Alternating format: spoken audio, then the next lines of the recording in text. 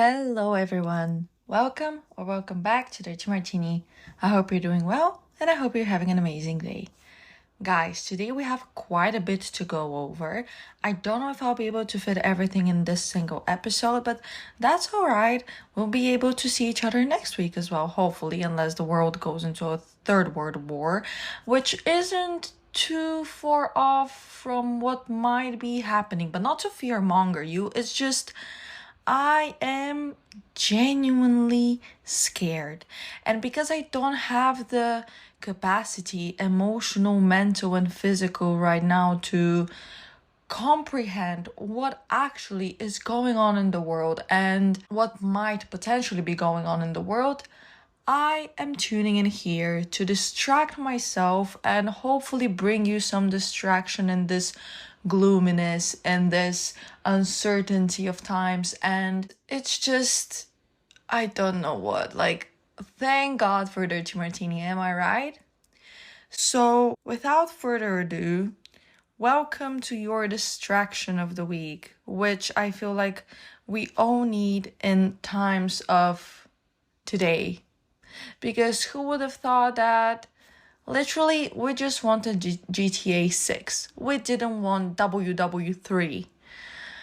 So guys, today I had my last exam of the academic year, meaning that as of today, my summer has officially begun. Now, there's a few things to go over. First of all, I was super annoyed that this exam was super late in the day. It started at 6:15 p.m. and it lasted until 8:15. And it's like, babe, it is Friday. How? Why? Just why are you scheduling it that late? It's so frustrating because the thing is, I had to worry about it. I had to worry about the exam the entire day. I don't like early exams, and by early I mean 8:30, but I think that 10:30 or 12 is a perfect time for an exam because you have enough time to have a chill morning and then go do your exam and you have your entire day ahead of you. But now, because of this, so my days usually pass by quite fast, but today literally took forever. So I woke up, I revised, I actually studied some stuff that I didn't even get the chance to because I've been working so much I couldn't go over all the material.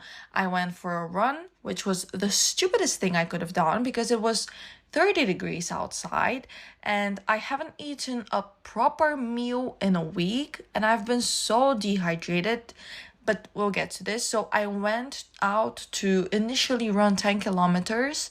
I ended up running 5 and then I was like, you know what, this heat wave is really getting to me, but it is my own fault because it was my own stupidity which convinced me to go for a run at 1 p.m.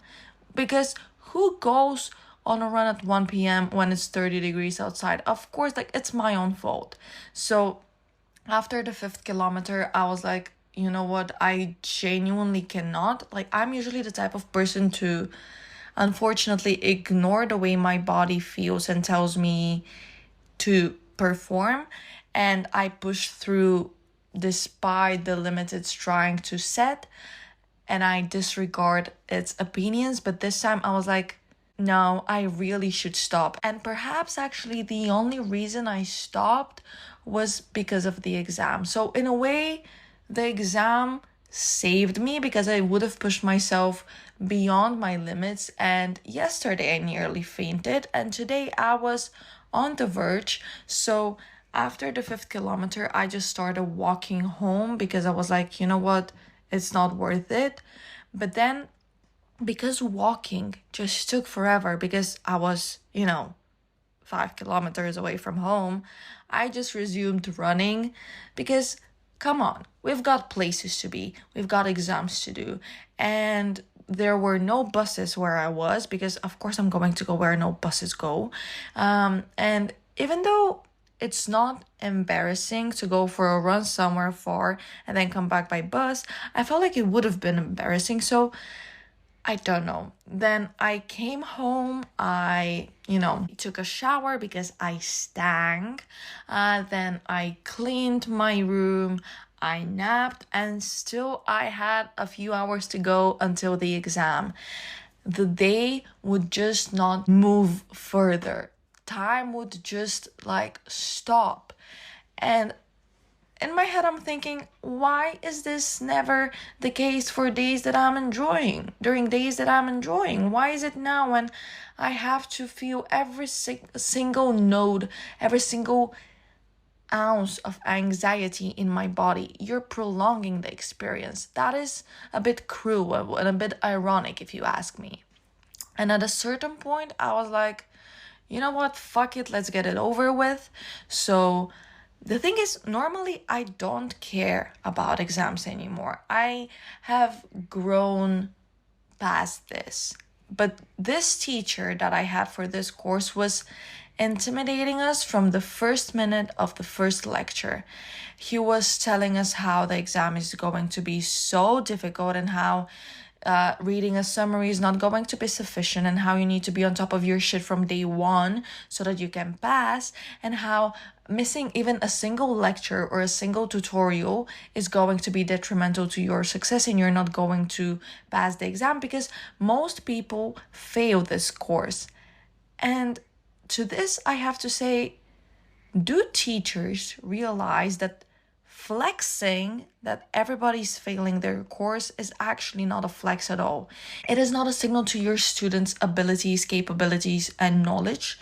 It is actually signaling what your teaching style is and what your capability as a teacher are. And don't get me wrong, I respect and love all teachers, but I just really don't feel like fear mongering and putting unnecessary pressure, unnecessary academic pressure, unnecessary performance pressure on students is the way to go. Maybe I am being too gentle parenting right now, but I just really don't feel like this is the answer to motivate your students, because in fact, what it resulted in is me growing resentful of that teacher. And I am the type of person excuse me, who struggles to differentiate between the teacher and the subject. In my head, they're very interlinked. And if I dislike the teacher, sometimes out of spite, I don't want to study the subject. So for example, back in high school, I sucked at history. I am terrible at history. Well, are we living through some historical periods right now? Yes, we are. But just in general, I was never the best in history, but I really, really liked and appreciated and respected my teacher. And because of appreciation towards her, I put an effort into studying history. And then when it came to math, I highly disliked my teacher, and despite my love for math, I didn't necessarily put the amount of effort I would have wanted to. I don't know why I'm like this, and it's not working in my favor, but still, I put a lot of effort into studying for this exam because it was the last one. And also, just this last week has been quite overwhelming because of work and preparing for the exam, and just I am so happy, but well, the happiness still hasn't settled in, and I can still feel the pressure of the exam, but it's over now. This is what I'm trying to tell myself. It is over. The academic year for me officially is over because everything else I passed. And now this, the good thing is that it was a multiple choice quiz, which are sometimes arguably more annoying to prepare for than open-ended questions. And they surprisingly gave us the result immediately, which, I mean, this is the whole point of automation and technology, that you get immediacy in answers. But for my previous exam, which was also closed questions, they didn't give them to us until 2 weeks after, which was stupid.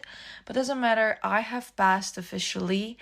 And I was quite annoyed during the exam because it was an exam on strategic management, and there were quite a lot of graphs and matrix that we had to remember by heart, because the teacher from the beginning was like, I am going to question you on every single aspect of this graph, so you have to remember it. You may not understand it, but you have to remember it. Or you can challenge it, you can understand it, but you have to remember it. And it was just like, girl, so confusing, which is a song that always makes me cry because it's such a girlhood song. I love that song.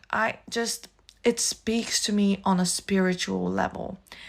I love songs that are so heartbreaking but put to an upbeat beat, and you just are dancing when your soul is crying, which is what is going on every time I listen to As It Was by Harry Styles, or The One That Got Away by Katy Perry, because The One That Got Away is actually such a sad song when you think about it, but let's not get into it right now. So I was pissed because I spent so much time memorizing those graphs just for him to ask a single question about the very first graph he introduced us to. But the thing is, the reason I was pissed is because I am someone who under pressure tends to forget. I usually am I work well under pressure, but when it comes to stuff that I have spent so much time memorizing by heart, I tend to forget them. My mind just goes blank, especially if it's something I have memorized just for the sake of memorizing rather than for the sake of understanding. And my idea was, because all of our exams nowadays in this university where I study are digital exams, meaning that they're all performed on computers. But you are allowed to have scrap paper so that you can write down your answers and develop your ideas and thoughts and whatever. So my idea was that when the exam started, I would just grab the scrap piece of paper and write down all the graphs and all the matrices that I had to memorize by heart, so that when I get to the question which would be referring to them, I would just look at the thing which I wrote in the first place. Because this is something which an old friend of mine's mom taught me when we were 7 or 8 and we were studying English, and she was like, always trust your first instinct, because your first instinct is based on the thing you remember, and the thing you remember is most likely the thing you studied, and the thing you studied is most likely the truthful one. So always trust your instinct when it comes to exams, which is never what I do, and every single time I regret it. And I never listened to my first instinct, and this is also what happened today with the exam. I was so anxious that I started correcting right answers into wrong ones, and it's just like, when am I going to start trusting myself? When am I going to start trusting my capability, my ability, and my knowledge? Because I put effort into this. I know I studied it. Why am I not trusting myself? So I really, really am pissed with that aspect of myself, that I again just went against myself and everything I put effort into achieving. But the important thing is that I passed. Could I have passed with a better grade? Sure. Is a pass a pass? Yes. Is this all I needed? Absolutely. But the thing is, I really needed this scrap piece of paper, even if it's just for the sense of giving me some sort of peace and calmness in the exam process. But that teacher was like, no, I'm not going to give you scrap paper, because I am so anti scrap papers just flying around the room. And I'm like, babe, this is not the scene in High School Musical when they're counting down the seconds until the academic year is over, and then they just burst into a song. This is real life, and real life, unfortunately, is not High School Musical. So just give me my scrap piece of paper. And he was so anti it, and he did not give me a scrap piece of paper. And this further increased my anxiety when it came to the exam. But again, memorizing all of this by heart proved unnecessary, because there was a single question about the graphs in the matrix, and I just really, really hate having to memorize graphs and tables and such things by heart. Because if, let's say, I am a practicing strategy manager, I would be able to look up stuff when I'm at work. I would not be questioned, hey, what is the axis of this graph? No, you can look up stuff. That's why I am so iffy when it comes to memorizing stuff by heart, that are stuff that are so easy to look up, because there is a difference between memorizing for the sake of memorizing and memorizing for the sake of understanding. And I think the latter is far more important than the former. But who am I to speak? So the thing is, now the academic year is over, meaning that for me, summer officially has started. And it is always so weird to transition from exams to a non-exam period, especially when it's summer and you don't have lectures a week after that, because you get so used to studying and your entire day is filled with, well, every single free hour that you have is filled with studying and preparing for the exam, and you just create this sort of a routine. And now when this status quo, no, no, no, stick to the status quo. What is me in High School Musical today? Absolute slay. So when my status quo is now different, it takes some quite readjusting to get used to.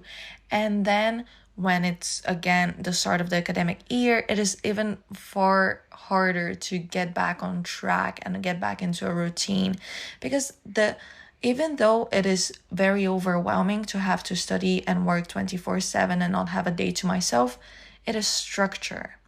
And structure is calming. Structure is reassuring. Structure gives you something to look forward to. It gives you something to rely on, and it is the basis on which you can dictate your decisions and base your actions, because you have some sort of stability. And now when there's no stability, I mean, of course I will be working 6 days a week, but there is far less, like half of my workload is now gone for the next 2.5 months, which is crazy. And I felt so out of place coming home after the exam and not having to study, that I literally grabbed a textbook and was like, you know what, let me just start studying this, which is a textbook that I'm going to need. Well, one was actually on microeconomics. I am not going to study microeconomics in my entire degree ever, but I was like, I just feel so out of place. And then I just started reading sentences and nothing made sense, because I'm so extremely overwhelmed and my brain is fried and it's just mush. Well, I think brains by nature are mushy, but I just put it down because I was like, you know what? You deserve to have a rest. Even though it's uncomfortable for you now to force yourself to rest, you deserve to rest. Well, that race is not going to be very long lasting, because in 5 hours I need to get up for work. And that's on period. But guys, now I officially have concluded the pre-master stage of my academic education, and I am officially a master's student right now, which is a relief. But again, I just feel the tension still. Although I still feel tense, and only after a few hours after the exam did it start settling in that I do not have to study tomorrow and today, and I can just, relax a little bit. Not that I can be fully relaxed, but I can ease a little bit. When that realization hit me, my legs went numb, because I've been working towards the pre-master for an entire year, and now I can finally start my master journey. And I hope it treats me well. I hope I enjoy my summer, because this is technically my last summer as a summer vacation, because as from next year, if everything goes according to plan and I don't experience any study delays and there's no World War III, I will not call it summer. I will just call it unemployment. So that's something definitely to look forward to. But it is so scary that the concluding moment of my academic education is in a year. It is approaching so rapidly, and I genuinely don't know how to cope with it. And of course, while it's easy to say, oh, it's a problem for future me, I just cannot help but feel anxious because there's so much uncertainty after that. And I'm even uncertain about how I'm going to arrive at that uncertainty. And with everything that's going on in the world right now, I just start questioning what actually matters. And not to be too nihilistic or anything, but there's just so much global uncertainty that no one prepared me for, and I genuinely don't know how to react to those circumstances. And it is overwhelming. And I came across this video of Mel Robbins, I believe is her name, this therapist or psychologist, I'm not sure, who has a podcast. And she said something along the lines of, it is difficult to be a 20-something-year-old nowadays because this the era in which we live in has not been seen before.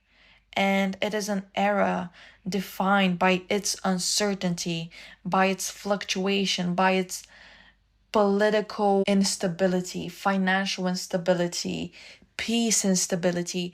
And you being lost is totally normal, totally okay, and totally acceptable and to be expected because this is a precedent in time which nobody prepared us for. Despite all the history lessons, we were taught that those stuff is stuff that happened in the past and not something that is supposed to happen in the future, let alone in the present. And it is just crazy, and I am scared. I am scared. I don't know what to do. And now with this, even with just graduating and a year from now being complete with my academic journey, because I know for sure I don't want to do a PhD because I just simply don't have it in me to study 5 or 6 more years, and I just really don't. So it's just so difficult to cope with all of this. And just the thought that I moved here 4 years ago and I have been living away from my family for 4 years. And that is just such a crazy concept to grasp and deal with. I genuinely don't know how to deal with all of this. I don't know how to make sense of all of this. And I feel so perplexed and so torn into pieces because everywhere I go, I leave a piece of myself and I take a piece of there. And while it's such a beautiful mosaic of experiences and life, it is also messy and chaotic, and it's difficult sometimes to see it as art when you're just like, no, that piece of the puzzle doesn't fit here, or at least doesn't fit here yet. And I feel like every academic year passes by so fast. And this was my first year here without my friends, and life was just so different now. A year ago from today, what did I say? A year ago from today.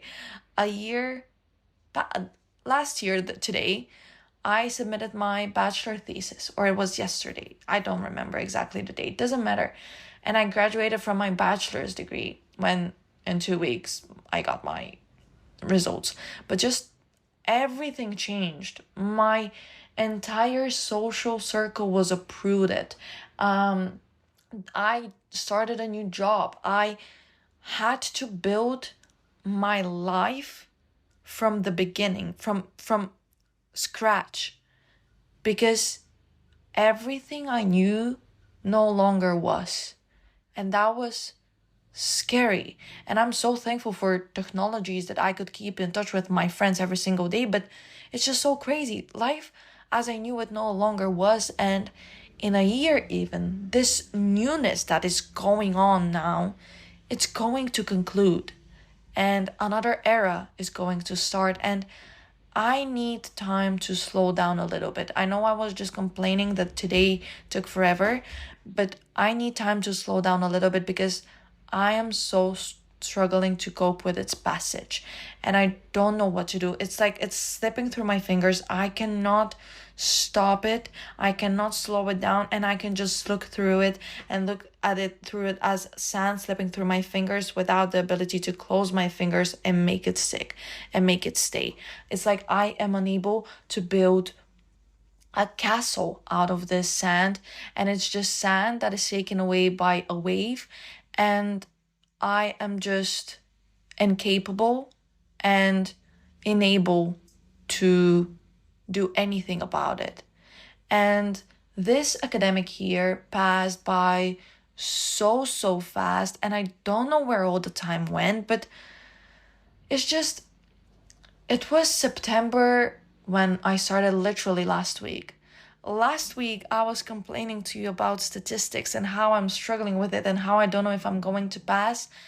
And now I concluded the entire pre-master program, and it's just so empowering, but also scary and overwhelming because I am growing up and I don't feel ready. I don't feel ready to not be a student, despite me complaining about having to study, despite me complaining about the workload, about being overwhelmed.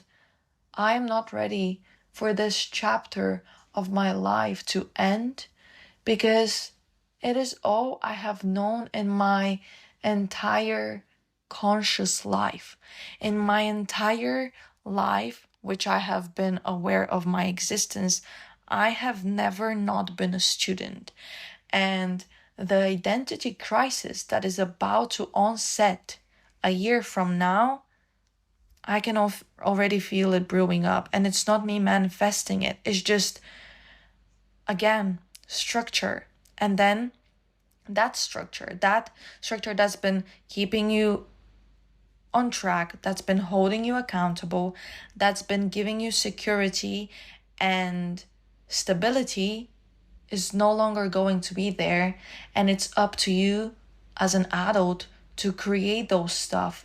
And despite me having this degree, pursuing that degree, learning this and learning that, I don't know if I'm knowledgeable enough to deal with life yet. And it's so scary because the thing is, here I am yet again, questioning myself and my capabilities and my abilities and my know-how, because I've been dealing with this for 4 years. I've been self-reliant for 4 years. I've been dealing with everything by myself for 4 years. So why am I so afraid of what's to come when I already have had experience with it? It's just, there's so much pressure around growing up, around success, around making the most out of your 20s and just making the most out of your youth because this is your prime. Even though now with everything going on, I don't feel in my prime and I just feel so emotionally unstable and fragile, and I just really don't know what to do. And while not knowing what to do is okay, it is so not normalized. And I just feel like an outcast for having such a human experience, because this is not an original experience. I feel like everybody has gone through this or is going through this, and I don't know if you ever find the answers. I don't know if you just cope with life better, if you find your direction, or if you just suck it up and just deal with life as it comes. I really don't know, because this lack of narrative about what your 20s might look like from a mental health perspective rather than just your party era and the best times of your life. So this lack of narrative creates the illusion of original experiences, which makes you feel so isolated, so misunderstood, and so broken. And I just don't know how to cope. But you know what? I promised you distraction. I promised myself distraction, and I don't feel like I have the capacity right now to ponder over life and its fragility, because I am just going to break down into pieces and on the floor, even though I had my first floor time today in forever. And let me tell you, it was well deserved and it was well enjoyed because floor time is the shit. And I have not been doing much self-care and things that just keep me grounded recently, and that was just very, very welcome. So let's, you know what, with the aim to keep it as a distraction this episode, let's be a bit superficial today, shall we? So, what has been going on this week? I in 3 days ate 3 kilograms of cherries. I know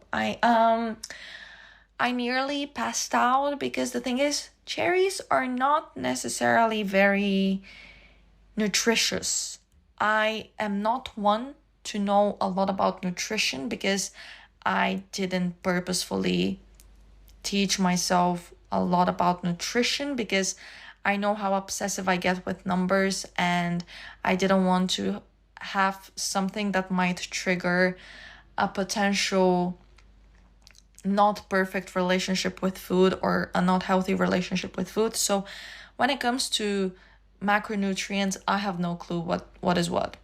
But I just know that cherries are not necessarily very, at least protein rich, unless there's, a worm inside. Although if there is a worm inside, I am not eating that cherry and I will, swear off cherries at least for a day. But the thing is, so they were discounted, hence me going and buying literally a kilo every single day. And I am not kidding you, I have spent 30 euros on cherries this week. Today after the exam I went and bought another kilo because I just love cherries. And what can I say? After the amount of cherries I've eaten, my name is Bella Hadid. If you know, you know. But the thing is, so I am trying to devour them now because they're again discounted and I am cheap. But also because the weather back home, when trees were starting to blossom, there was snow, which basically made every single fruit bearing tree freeze. So agriculture is for another season fucked in my region, which makes me so incredibly sad because, okay, me as a consumer, I can go to the store and buy the stuff. That is okay. That it's going to be more expensive. It's not going to be the same quality as, for example, my grandparents' fruits and vegetables, but there are options. I feel super sad for people who are relying on agriculture to make ends meet because this was not their fault, and now because of the weather they are doomed. And if this is your main source of income, if this is your only source of income, I don't know how those people are going to manage. I literally don't know, and my heart goes out to all of them because I can see how frustrated my grandparents are, let alone someone who has tens of thousands of square meters of fruit bearing trees. And so now I'm trying to enjoy the cherries here because I know I have told you about my neighbor's cherries before, but there isn't a single one this year. And rest in peace, babes. You will be dearly missed. And it sucks. So speaking of weather, I need to have another stereotypical UK small talk with you about the weather. She has been going through some stuff. On Tuesday, it was 6 degrees and today it's 30. Girl, I get you, but come on. And again, stupid me decided to go running during peak heat and nearly passed out. I genuinely don't know how I'm going to survive Bulgarian summer, especially August, when it gets up to 40 something degrees on the regular, because the Netherlands just changed me to my core and my perception of weather.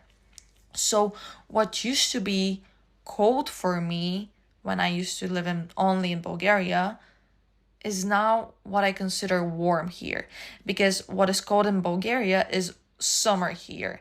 And what is warm in Bulgaria is now something that is unbearably hot for me.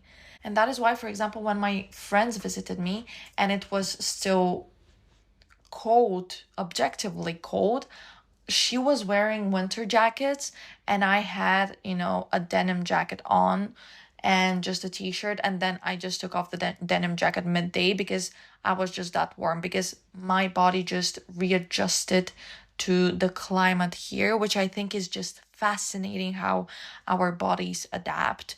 But the thing is, that's why when I go home for Christmas, for example, and the heating is on and mine here doesn't work, and I do a jump from 13 degrees inside to 25, I immediately, within a second, get sick. And I am a bit worried about now because I've been overworking myself. This week on Tuesday, I literally had my first day off in 6 weeks, and I had to spend the entire day studying, but still, it was just nice to have a day off. And the thing is, I am so overworked, I'm so sleep deprived, I'm so eating like a complete piece of trash that my body is giving out, which, you know what, I respect her for this, but the amount of pain I'm in is just crazy. So if you're not 23 yet, be careful. 23 can be a bit iffy at times. But you know what? I respect my body. I respect my immune system. You know what? Stand your ground, girl. Like, as you should. If I disrespect you, you disrespect me back. But keep in mind that we have a very long journey ahead of us when we're going home. So please hold on for a few more days, please. You got this. And I just remember last summer when my body shut off literally from all the exhaustion and all the stress, and my immune system simply was like, you know what, I'm gonna head out, which again, full respect. And I just remember when the exhaustion caught up to me, I got sick, and I got severely sick. I puked more than 30 times in a day. And that was the shittiest day in which I have had to edit an episode. And I don't remember which episode it was exactly. I'm not sure if I edited out everything that had to be done, because I would pass out every 8 minutes on the dot. And even though it was 30 something degrees outside, I was freezing. So I had my parents literally take me because I couldn't walk. They dragged me, like carried me to our yard where I just laid in the sun, because being inside the house was just not it for me. And because it was 30 something degrees, it was unreasonable to turn on the heating, because that would have been a complete torture for my parents.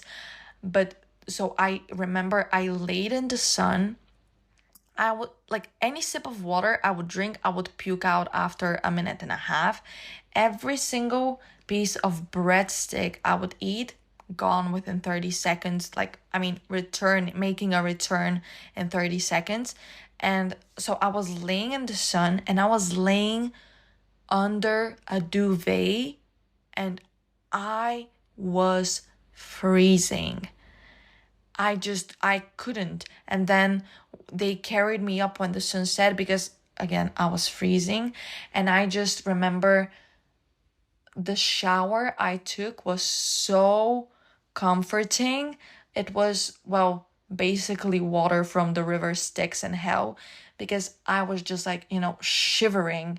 And that was a big rookie mistake, taking that hot of a shower, because this is when the actual exhaustion started setting in and the water just finished me. But a massive shout out to my parents. I don't know what I did to deserve them. I don't know what I did to deserve you, but they are the goats, because who else would take care of me like this?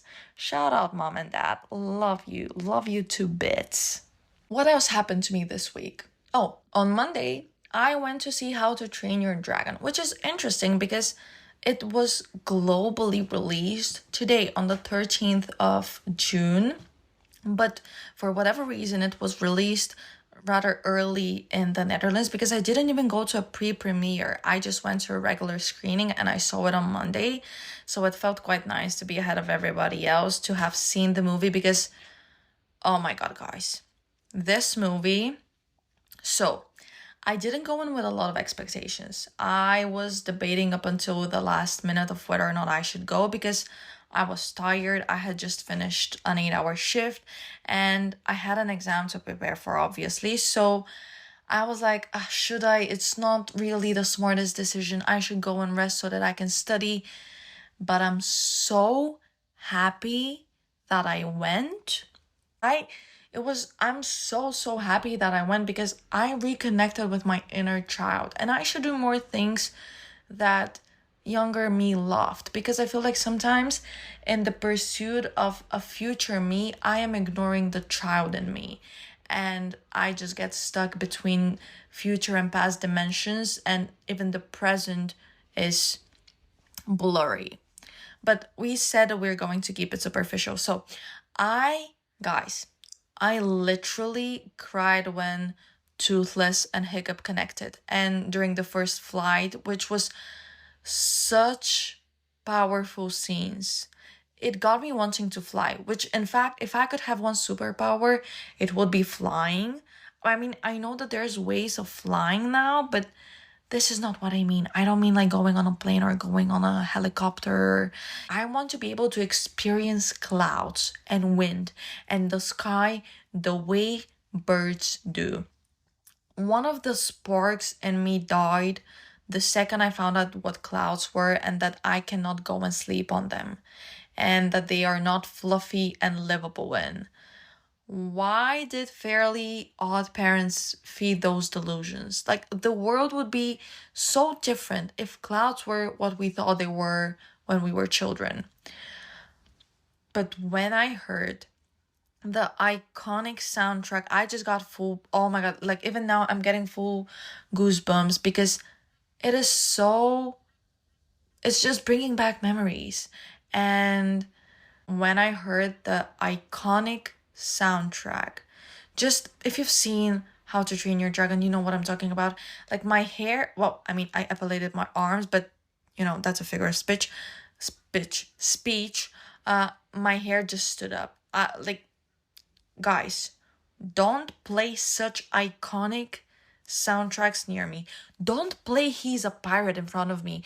I just love iconic soundtracks, and I am not going to apologize for this. I listen to He's a Pirate unironically, like when I am showering or when I'm running, when I'm working out. I love it. I love He's a Pirate. It's one of my favorite ever. So it was such an enjoyable, feel good movie, and it's honestly one of the best I have seen this year.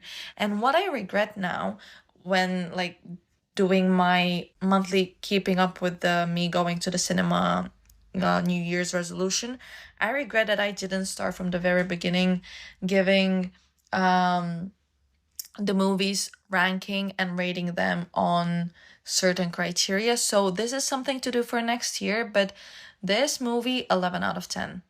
I didn't apply my analytical media studies lens while watching it.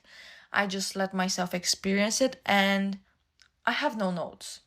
I the thing is, I analyze movies as I watch them, and after that I try to look for deeper meaning and show appreciation for the storytelling. But sometimes, you know what, it's okay to just let ourselves feel rather than understand. It is okay to just see rather than explain. And I wanted to come up with a profound reading of the movie for the podcast about, partnership and civility over violence and vengeance and terror. And I wanted to relate it to current politics, but why ruin the movie? And also, I wanted to give a dive deeper into the toothless hiccup symbolism in their communities of not being seen and how they're both injured, but then I just let myself be. And the analysis will leave for someone who wants to analyze it. I just wanted to enjoy it. And genuinely one of the best movies I've seen this year, guys. If you have the chance, by the way, this is by no way sponsored by, well, anyone, let alone Pixar. But if you have the chance, go see it. You know what's the good thing about being easily impressed, or maybe not easily impressed, but easily affected? That every movie I see touches me, it excites me, it impacts me in one way or another. And I feel like after every movie I see, I say, this is the best movie I've ever seen. And that's also what my mom says that I say after every single concert. She's like, oh, you, after every single concert, you say this is the best concert you've been to. And I love this for me. I love that I let myself be impressed. I love that everything tops the previous experiences. I love that every movie is the best. I love that every movie leaves a mark, and I just let myself feel and experience and retain and perceive. And the way they animated Toothless was absolute perfection. Perfection. I love Toothless and I want to pet him so bad. And I used to have this action figure when I was little of Toothless, and as far as I remember, its wing moved, not wing, tail moved, and the teeth would go in and out of the jaw, and it was so nice. And I really should find this action figure again, because again, bring back stuff that made childhood me feel good. My toxic trait is thinking that if there were dragons, I would befriend them. Shrek and How to Train Your Dragon have taught me that it is possible, and who am I to argue with such masterpieces? And I'm just absolutely stoked to see the second part of the movie because, okay, this is the first live action remake I have watched.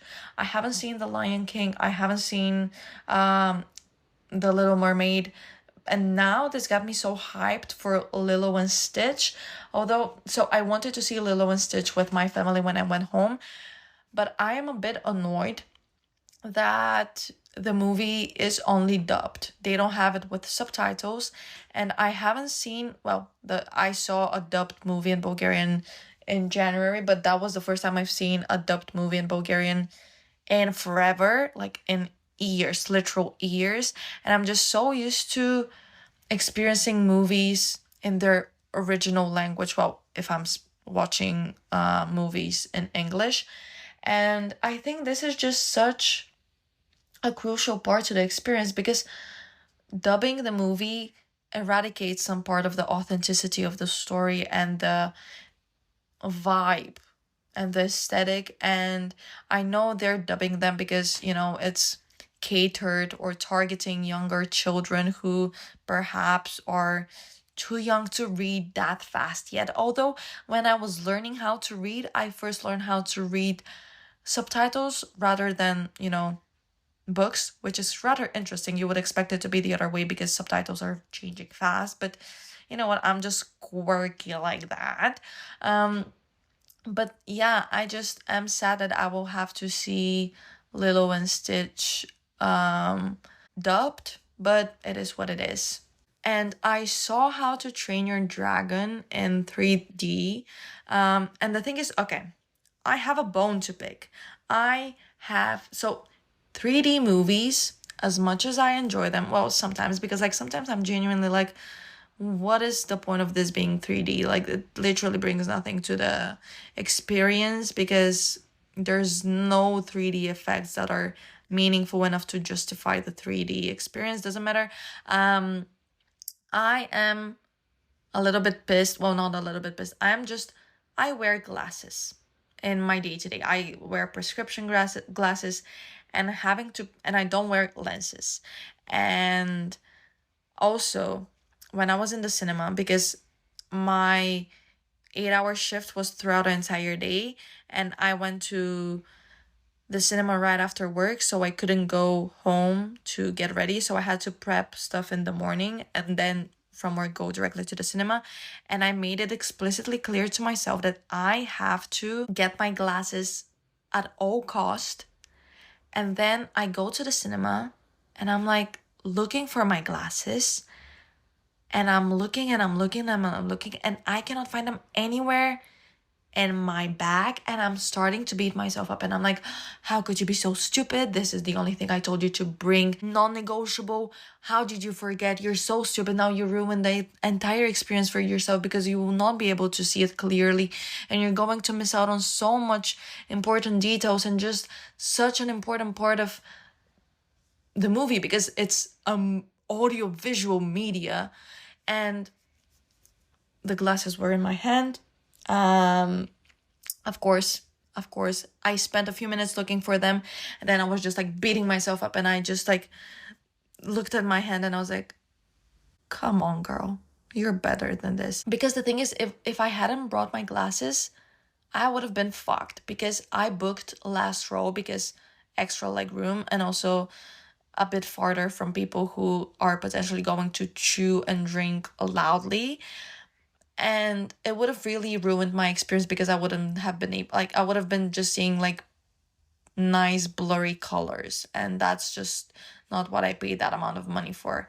But I, as a glasses wearing person, absolutely hate having to see 3D movies, because I have to wear two pairs of glasses at the same time, and that's just not it. It's so not it. And sure, I might invest in lenses. I'm not going to. I like the way glasses look on my face. So it is what it is. Also, I don't have to wear my glasses all the time. Not that you care, but still, I'm going to tell you. So the thing is, the movie impacted me so much that usually after movies, I take the bus. But I didn't because it was a holiday. But I walked because it was still light, which in my head, going to the cinema means like an evening activity, and exiting the cinema equals darkness. But in the summer here, it gets dark super late, which I love. Not great for my eating habits, because I can't have dinner unless it's dark outside, so I end up eating at midnight. But I ended up, just walking home, no headphones on. I just sat with the emotion and the excitement of the experience. And I just have had so many thoughts recently, which I haven't tended to. And Sundays, because I wake up at 6:30 to go to work, and despite my love for old Rihanna songs, although at this point all Rihanna songs are old songs, because she hasn't released new music, or despite the new Smurfs song. So I just go to work with no headphones on Sundays. So I've noticed that if I don't want to confront my thoughts, I start singing a song in my head, which isn't great, because I should still process my thoughts, but I feel like I don't have the time to, which is an absolute bullshit. And I should do it all the time. Like, I should feel my feelings and think my thoughts, which is what my friend does. And this is what he actually recommended to me, that he doesn't listen to anything when he bikes. He just thinks about his thoughts and copes with things better and in a timely manner. But the good thing is that I have this place to reflect on my thoughts every single week. Anyways, avoidance isn't the solution, and it will pile up until it tips over, and then good luck, Charlie. But I'm so happy I didn't put on my headphones, and just because I love listening to a podcast or music when walking home. It just speeds up the process, and it's just such an enjoyable me time activity. But I'm so happy I didn't, because I could just get hyped by the emotion that I was feeling. And honestly, if you see me raw dogging a workout with no music, no podcast, especially if it's a run, check on me. I am not doing well. I just love listening to music. It's one of the best compliments I could receive is about my music taste, and it is so mainstream white girl pop music, but also with surprises here and there, and just bringing back songs you forgot that existed. And my superpower might not be flying, but it might well be successfully matching a song to the vibe of the situation or the vibe I am trying to create. And for someone who loves music that much, it is crazy how musically incompetent and incapable I am. So, but the thing is, if I show you a song, if I play a song for you, it's never a coincidence. I just experienced music so vividly again, for someone who's so musically incapable. But yes, How to Train Your Dragon, amazing movie, amazing distraction, perhaps, well, a more worthwhile you know what? Well, not to compare my podcast to multi-million dollar movie production, but amazing movie, guys, and go watch it. If you have seen the movies, if you like me grew up with the movies and you love them so much, I absolutely believe you're going to love the movie. I know that live action movies are a bit hit or miss. This one, an absolute hit. And I think it was done beautifully. I think it did the original story a lot of justice. It paid beautiful homage. And I am so, so happy that I went despite debating whether I should go or not. So, if not anything, at least let this be a lesson that sometimes, despite self-care, eating at our time for preparation, eating at the time we have to do the stuff we have to do, it is necessary, and it is never a waste of time. Time you enjoyed wasting is not wasted time. And I think this is just a great ending point. I want to thank you all so much for joining me today, for listening to this episode. I hope to see you in the next one, hopefully in a more peaceful reality, although not too hopeful. But thank you all so much for joining me today. Go check out How to Train Your Dragon. Go to the cinema, guys. Just the cinema is such a beautiful industry and pastime activity, and we should bring it back, and we should give it the praise it deserves, and we should make up for it because it was hit severely by COVID. So bring back the cinema. Make cinema great again, not certain other political affiliations and streams of terror. Thank you all so much for joining me today. I hope to see you in the next one. But until then, stay hydrated, wear sunscreen, and don't support genocide. Bye. Period. That was such an enjoyable episode. I really had so much fun. Bye.